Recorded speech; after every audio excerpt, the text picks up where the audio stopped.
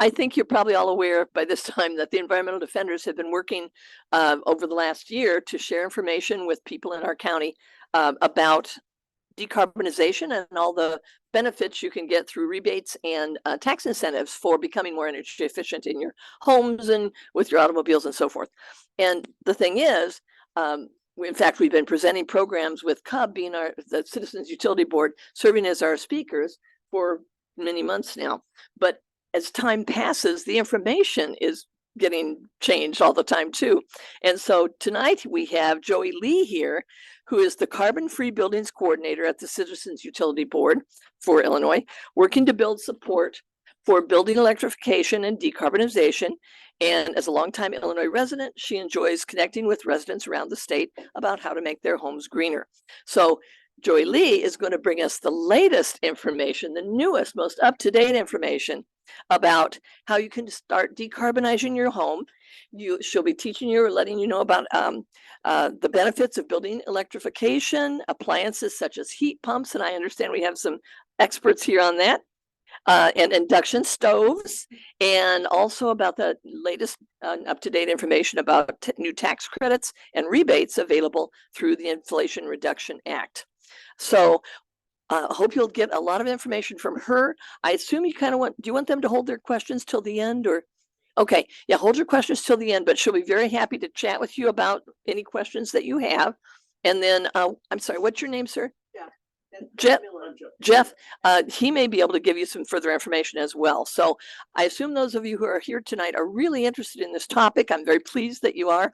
And when you leave, please don't go down the stairs out here until you've picked up all the information on the table out in the main room out there. There's loads and loads of further reading for you to do that will give you even a better understanding of how to decarbonize your home and become more energy efficient. So thank you for coming tonight.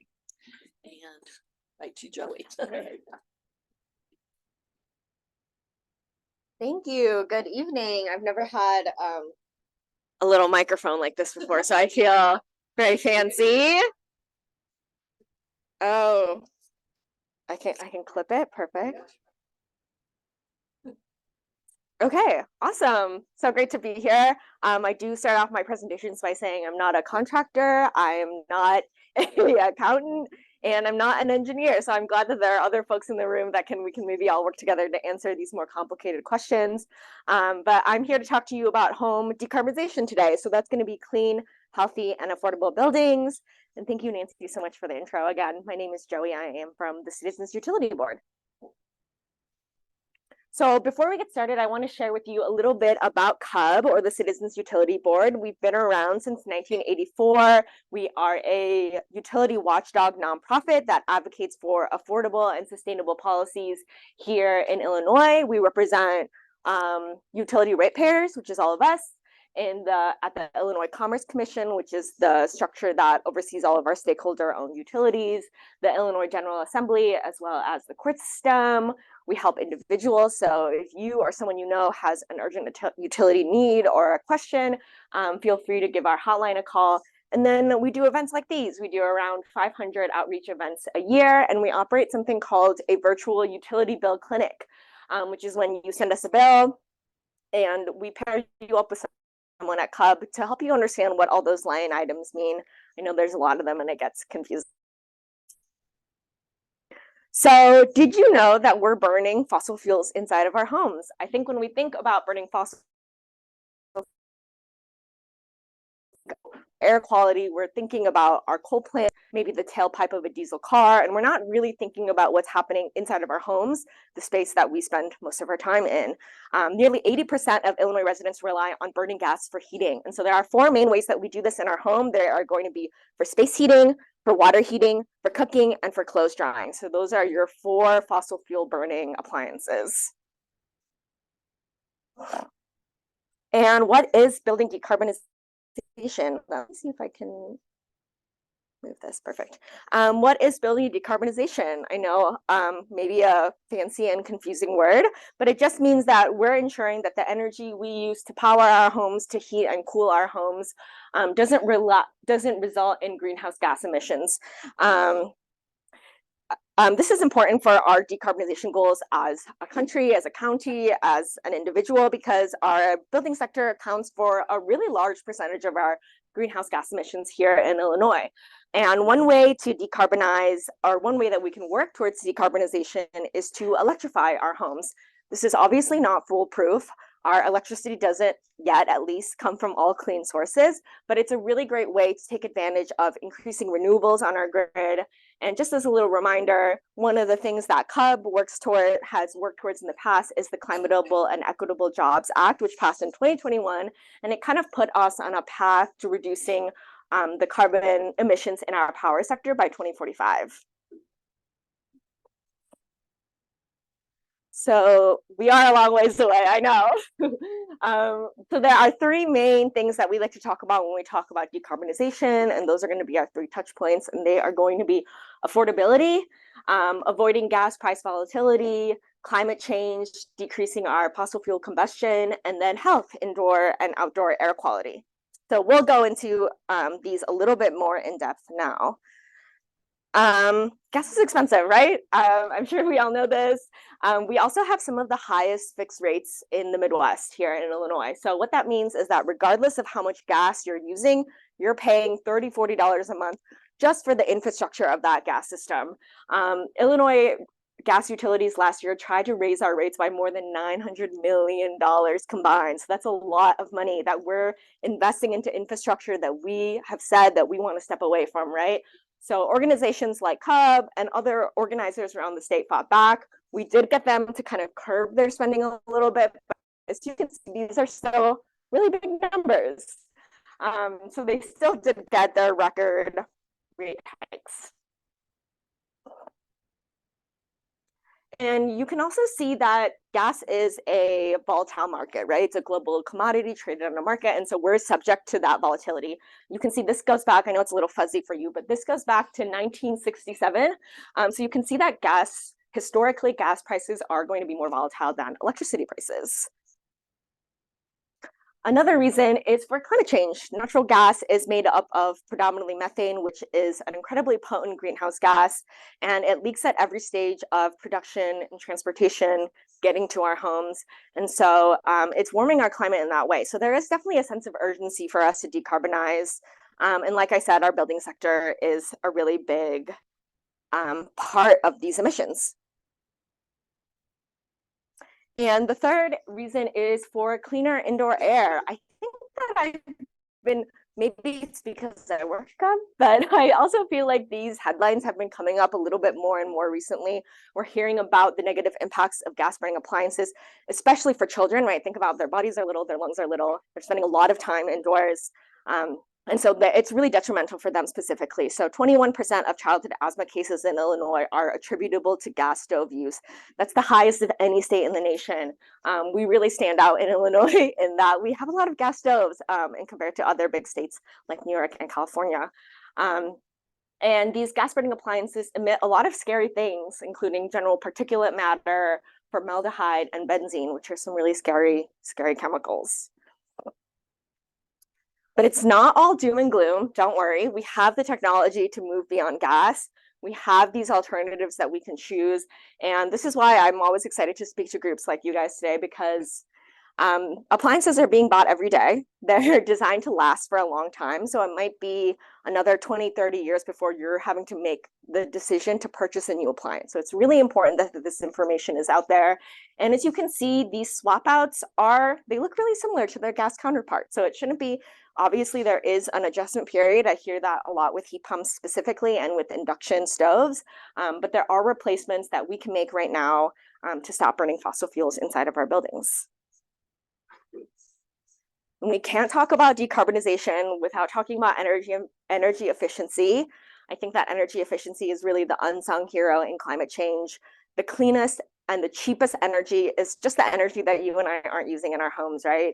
It's estimated that every dollar spent on efficiency saves you $3 in energy costs. So it's a good investment of your money. And it's also the first thing you should do if you're considering getting a heat pump. There are also things you can do right now: weatherizing, using energy efficient lighting, reducing vampire power, and utilizing your programmable thermostat. We'll be talking a little bit more about energy efficiency and kind of how or the steps you can take to make sure that your home is efficient and has a good building envelope. I always plug this program. It is a paid program, so it should cost you probably $400 to $500. There are tax credits for this, but I do want to talk about it very briefly. The home energy audit, especially if you're considering a heat pump, should be your very first step. This is a really detailed assessment. Someone will come into your home, take a look at your insulation, your weatherization, your building envelope, all of these things, and help you identify where you're losing the most energy. Our homes aren't necessarily the most efficient. It's estimated that our gas furnaces are much larger than they ought to be compared to the size of our home because we're losing so much energy through our windows, through our ducts, through our insulation, things like that. And so it's really important before you switch over, if you're considering getting a heat pump, to do this kind of process. That's really going to make sure that your energy bill and your ComEd bill doesn't go up drastically when you make the switch over. I just like to show this just so you know kind of what you'll walk out with and kind of give you an understanding of the value that this kind of audit provides. And so you'll be able to understand where you're losing energy in your home. So if I am in this home and I'm thinking about getting a heat pump, I would know probably before I do that, I need to address this really big pie piece here that is duct leakage. In addition to just identifying that, it will tell you why you might want to make that upgrade and then things to look for. So when you are finding a contractor to replace your ducts, you would know, oh, I should make sure that it meets these specifications. Good to know. Okay, tax credits. I'm sure that you guys have heard this many times before, but it's really important that this information gets out there. And there are so many programs through the IRA that are consumer facing. I'm going to be talking you through the two big ones that I think people are excited about and have the potential to make a really big difference in our lives and in our homes. And the first is going to be the Home Energy Efficiency and Weatherization Tax Credit. So this started in January 2023 and will go on for the next 10 years. So this is available to anybody who pays taxes, which hopefully is all of us. And you can claim a tax credit for up to 30% of the cost of qualified projects up to $1,200 annually. So if you had a bigger project, you could split that up over multiple years for your tax credit. And the home energy audit that we talked about is part of this tax credit. You can do also up to $500 for efficient exterior doors, efficient exterior windows, and for a qualifying central AC electrical panel upgrades, which if you're fully going to go electric, you might need those kinds of upgrades to accommodate the technology that you're wanting to bring in. And then there is an additional one-time $2,000 tax credit for upgrading a space or a water heater that's in addition to the annual cap, right? So if you, let's say, were getting a heat pump, you could do these upgrades and then get the additional $2,000. Then the second big thing that I think we're talking about, and I hate to break the news to you or be the person who breaks the news to you, but I have been hearing, we had originally been hearing spring and summer of 2024. I don't think we'll see these until next year. The state of Illinois has just filed the process or just started the application and filed their application through the Department of Energy, but we are months away from implementation. And yeah, I don't want to make you think that there is some sort of rush to get these appliances now. So unlike the tax credits, these are capped. So there is, I don't know how many, there's $263 million in Illinois. So once that money is spent up, the program is gone. That's different from the tax credits, which are dependent on really how much people utilize them. And these are going to be focused on helping low and moderate income Illinoisans transition over. So this transition is already something that's happening, and we, through things like the IRA, the state is trying to ensure that low and moderate income people don't get left behind, right? So this is really geared towards them. It's based on EMI or AMI, which is the area median income. So there's two thresholds. The first is going to be 80% of AMI, where you can claim a rebate covering the full price of electric appliances up to $14,000. And then if you are at 150% AMI, It can cover 50% of the cost of appliances, up to $1,400. I do like to say that the $1,400 is a cap. So this is not going to be, not everyone, right? Even if you're doing all the upgrades in your home, is really going to qualify for that full $1,400. 14,000, I'm so sorry, $14,000.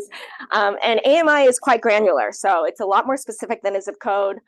There are a lot of tools that you can use when you get home to search your AMI, and that's definitely something I recommend doing. So these are the appliances that would be covered. So an electric stove, cooktop, range, or oven, insulation, a heat pump water heater, electrical wiring, upgrading electrical panels, and air source heat pump. It is noted that it says or, right? So you, I need to clear this up, but to the extent of my knowledge and from what we've been hearing at CUB, it is an or. So you wouldn't be able to get, let's say, an electric stove and a clothes dryer and get the rebate for both appliances. Does that make sense? So you wouldn't be able to double dip in that way. And again, this program has thought about how our homes are a little bit older. You might need updated electrical wiring or upgraded electrical panels to accommodate these appliances. And so that's been kind of built into the program. Again, I don't think we'll see these until late this year, maybe even next year. And there are rebates available through ComEd as well. So I just like to show you these because these are obviously smaller numbers, right? But they can be woven and stacked with the federal incentives. And so even though they are smaller numbers, I think it can be a really great way to take advantage of both programs. ComEd has their own regulations for what kind of appliances qualify. So if you are planning on stacking these types of rebates, go on the ComEd website, make sure you understand what their limitations are. You might have to work with a contractor that's certified through their program. There are caps for how big, how many cubic units your dryer may need to be, things like that that you should look into if you're planning on taking advantage of these rebates. There are also rebates through gas companies. I know that the decarbonization is trying to step away from gas, but because of things like CEJA, they are required to offer you these types of rebates. So let's take advantage of them. The NICOR rebates that would be eligible for wanting to electrify your home are largely going to be around tightening your building envelope, which is something you're going to want to do anyway. So there's money for air sealing, attic insulation, duct sealing, wall insulation, definitely things that you might need to do anyway. So definitely something to take advantage of. And it can be really interesting to stack and braid all these rebates and really take advantage of all the resources that are available to you. Okay, I'm going to leave you, that's the end of my slides, but I'm going to leave you with 3 links. One, we've been working really hard at CUB to put together an electrification webpage. This will walk you through all of the resources that we are handing out to folks. So there's some really great resources around how to operate a heat pump, right? That's a big change from how to operate your gas furnace. So I know people have questions about that. There's websites where you can look through databases of all the heat pump models that are available in the world, and you can see their capacity. We have a fact sheet that I also brought, a paper version that's out there. If you, I know we didn't go too much into depth about how heat pumps work for the sake of time, but if you want some reading materials for home, I did bring those. And then I also linked a calculator through Rewiring America, which is another nonprofit organization. I think this is a really great consumer-facing resource. It breaks down all the tax credits and the incentives for you, and will give you an overview of all the technologies as well.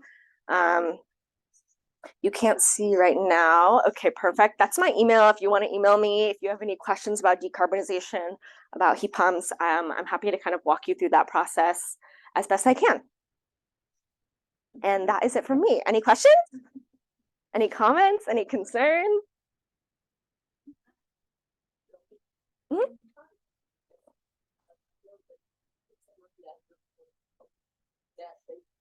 When they start, whenever that election is going to be, but they might actually or I have no idea how the state plans to implement them, but we have heard that they likely will be point of sale.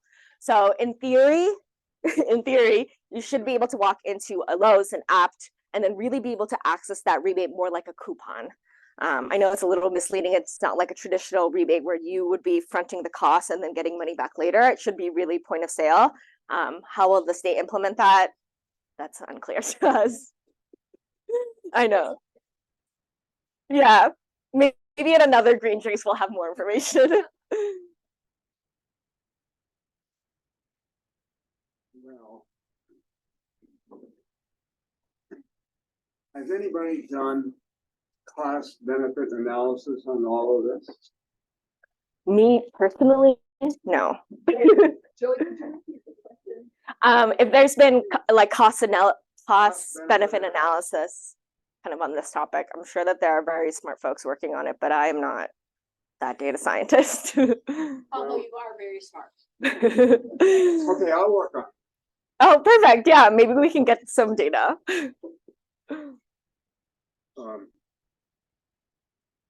Because this isn't really hitting the high spots of our problem of global warming and clean air. Mhm. It's not really. It's you know the expression, the low hanging fruit. Mhm. This is not the low hanging fruit. Yeah, That's my opinion. no, I agree with you. Yeah. And we people ought to be thinking about, well, low hanging fruit and cost benefit analysis on any of these programs we put forward. Somebody is paying, you know, if ComEd gives a rebate, you're just charging more for electricity. Mhm. When they're burning all kinds of coal still and resisting as much as possible, Mhm. any changes, that, you know. I agree. And I think, This is what prevailed. So yeah, unfortunately. We're going around making people feel good about putting in an induction stove. Mhm. I don't think that's.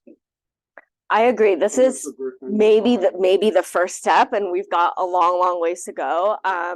ComEd certainly, I know that there are a lot of issues around trust with ComEd. There's issues around generation. We haven't really even tackled the power sector, how we're generating this electricity that we're going to be using that's clean. We need wind, water, and solar. Definitely, yeah. And so There's some other. and we're still subsidizing fossil fuels. Yeah, I know. We've got a long way to go. Yeah. Grab another question. Yes.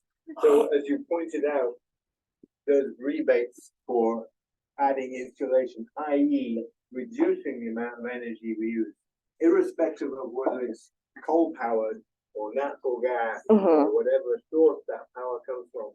It behooves us to just use that, or put in another vernacular, don't burn stuff. Well, And that might be as simple as expecting to set the house thermostat to 65 degrees heat as opposed to 70. And so people say, well, I can't live that. Well, you know, for 10,000 years, we didn't have heating systems. Reasonable temperature back. And in the same way, in the summer, to set the thermostat for cooling to a higher temperature. And of course, we talk about insulation. That's important. However, as Jeff will probably allude to, it's not just about insulation, it's about air quality in the home. You can't just seal a home up and expect it to be a safe home. You have to, in addition to adding more insulation, you have to address the fact that you need to have air changes. You have to maintain the quality of air. Definitely. As a whole project approach. Yeah. Individually making our better contribution to a better place to live. But my colleague said, yes, the fact that we have utility companies still burning coal, which is an expensive way to generate power. And I struggle to find how it's possible to still burn coal when there are other energy sources. The other energy sources are much cheaper for generating electricity. Can you summarize? I know it's hard to do, but are you able to summarize for our Zoom folks into the microphone? Oh, sure. Oh, smart. Okay. So we're just talking about how comment generation isn't necessarily clean. We have a long way to go to clean up our grid. And ultimately, the best way that we independently can be greener is just to use less. Like I said, the cleanest and the greenest energy is the one that we don't use. Okay, we'll pass the mic around for questions. Thanks. Right here and then. No, go ahead. No. Thank you for the presentation. First of all, it was really interesting. I just want to make sure I understand. So the rebates for the purchase of different items are not available right now, but the other items in terms of doing some, if I'm doing some remodeling, I want to put additional insulation in, that kind of stuff, is that available now? Generally, the incentives that fall into the tax credit bucket. So when you are paying up front and then come May or April, whenever you do your taxes, you filed, those are going to be available, were available starting next year, last year for the next 10 years. So the tax credits are available now. Rebates we likely won't see for a little bit. Rebates are now. The NICOR rebates are available now, right? So the only one. The utility rebates are completely separate, right? The utility rebates will maybe they'll go up and down, but they'll continue to exist, and they do. You can't take advantage of those now. The IRA rebates, however, are not available now. Who's clarified? The IRA rebates by who? By the Illinois EPA, right? Okay, it's clarified. Illinois EPA Yeah. is running these rebates, the IRA rebates. Income limit. Yes, income qualified rebates. So not everyone.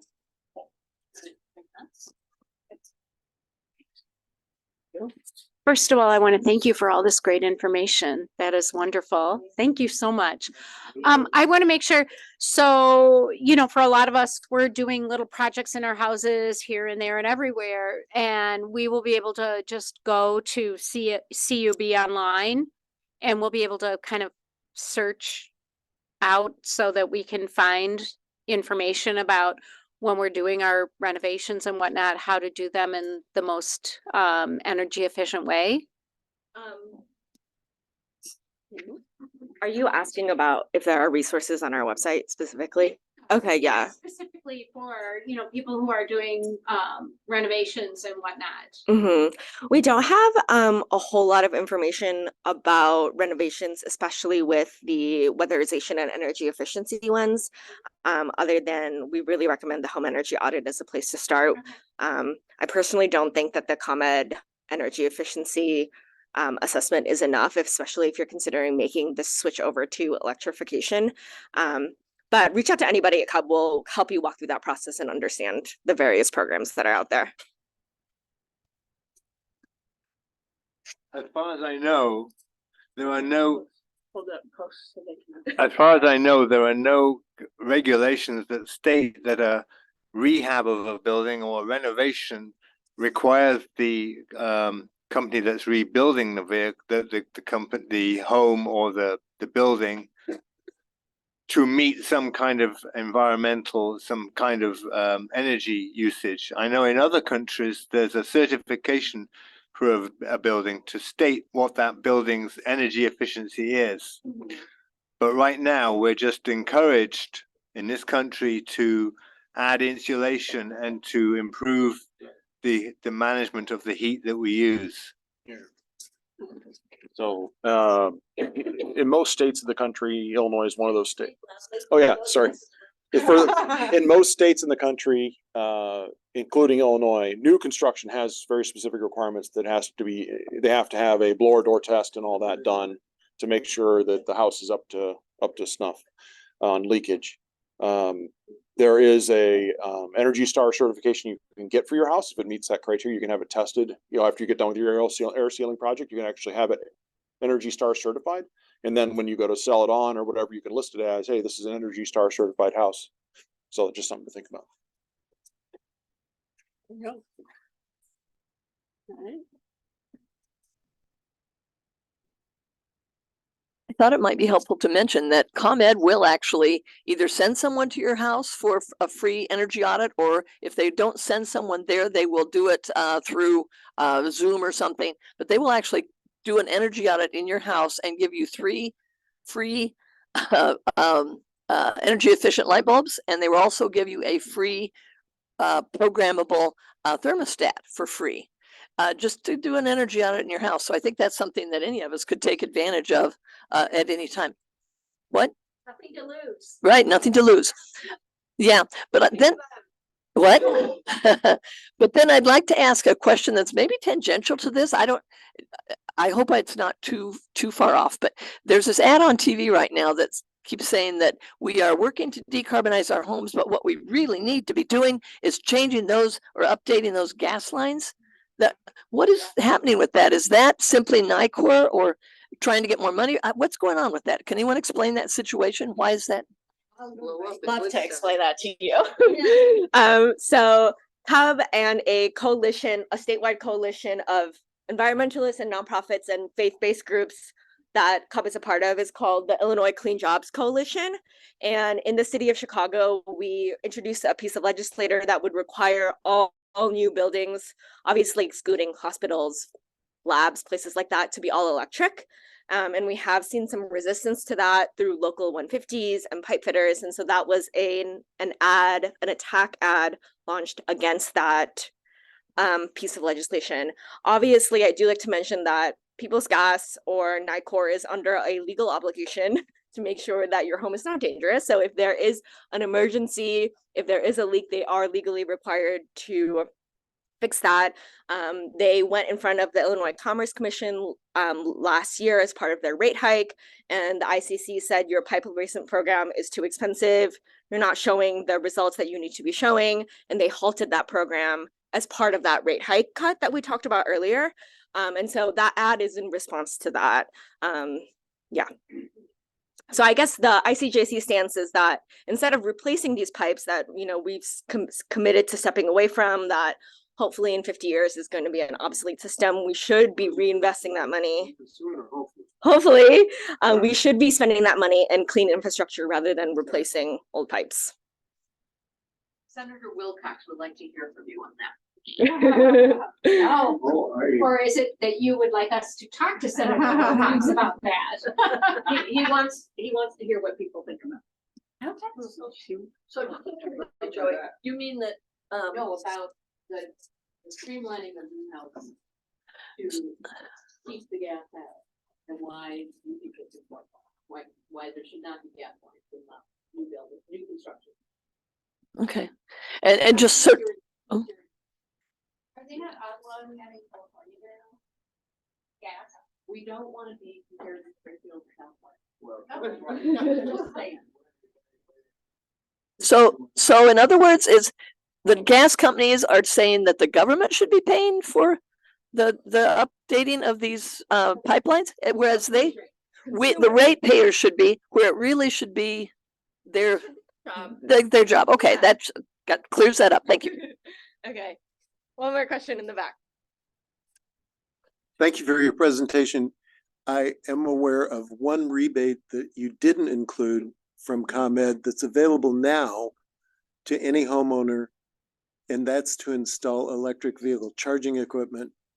A rebate up to $2,500, which basically covers the full cost of the equipment and the installation for most homes. And as your local solar installer, we're installing electric vehicle charging equipment as well. Any more questions? Oh, of course. I know where I live, we've lost electricity several times. Every time, we have a lot of trees and, anyway, with the weather we have here and ice and so electricity is generally reliable, but not always. And getting rid of gas altogether, I have a backup generator that has come on several times in the last couple of years. And I don't know that I want gas to be totally gone. That's just my input. A propane tank? Propane works very well, right? You don't have to. Yeah, does that convert? Does it generate gas? Usually, yeah, you usually can get a propane kit for your generator or whatever it may be. Yeah, so if you have a natural gas, you can just convert it to propane and get whatever size tank makes sense for your runtime needs. Yeah. It's not in your house. That's how it's. Yeah, the propane tank will be out front, obviously. Yeah. Just to clarify, what you're saying is that there's a psyche, a mentality, and I get it, that depending on electricity to run our home is at the mercy of there not being a power outage, whereas with natural gas, the assumption is the natural gas is always going to be there, which is true. However, with the changing to all electric homes, there is another component that we need to consider, and that's where we have energy storage, i.e. power walls, battery packs in our homes and nearby, to make the electrical infrastructure that much more resilient. I think it's also important to note that a lot of our modern furnaces do rely on electricity as well, right? Right. So if I had my power go out and our heating was out too. So, but I completely understand what you're saying, and at Cub, we're not against the idea of doing something dual fuel, right? Where you have a heat pump when the weather is a little more moderate, and then having your furnace kick in when it gets freezing cold.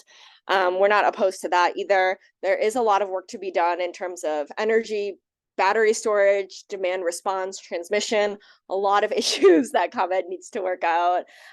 They have proposed a plan to the Illinois Commerce Commission last year about how they plan on tackling our increased demand that was rejected.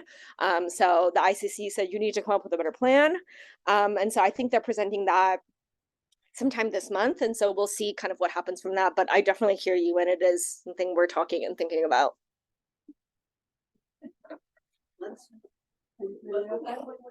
Yeah. Here, let me bring you the mic.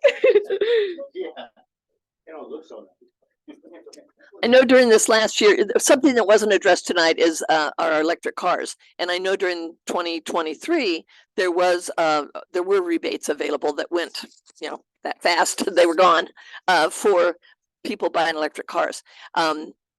Will those rebates be available again this coming year? We're planning on buying another electric car. Do you know, can you tell us a little bit about the rebates for electric cars? I know that. Does anyone know for sure? Simon and Jeff. I know it's like $7,500 for a new. Oh, the Illinois state rebate. Yeah, it's only funded for a small amount of money, but we don't yet know what they're going to fund it for in 2025, right? We only know what they did for this year. So we don't know what the Illinois state government's going to do as far as how much money to put in. Obviously, we would encourage our lawmakers to put in as much as they can manage, right? But as for the folks who aren't aware, it's $4,000 per car. And it got consumed in, I think it was like 5 weeks. It was gone. But you have to remember though, that 5 weeks was the submittal period. You could have bought the car, I believe it was 3 months in advance of the submittal period beginning, if I remember right. So people who bought the car 3 months in advance, they knew that date was coming. So they bought the car, and that date came, they filed. And so people who were planning ahead, they did all right. I think there's some opportunities there to do a little better job as far as managing that money to support the low income folks to move over to electric cars, because they just kind of get priority, but they don't get much priority, right? So I don't know. It's an interesting thing. I wouldn't, in general, I try not to tell people to count on the Illinois thing. I'm like, if you time it right and you get lucky, you get it, but I wouldn't plan on it. Is my decision on that's my take too. If you can make it work, then by all means. I have a little more information, but the numbers are escaping the top of my head right now, but I will email you. Okay. Do you have a question? Someone on Zoom wants to know if there are any rebates or tax credits for electric bicycles. Love that idea. Interesting. I don't know the answer to that, unfortunately. Yeah. That's a good Cool. question. Perfect. Thank you, Joy. Thank you. Oh, we do.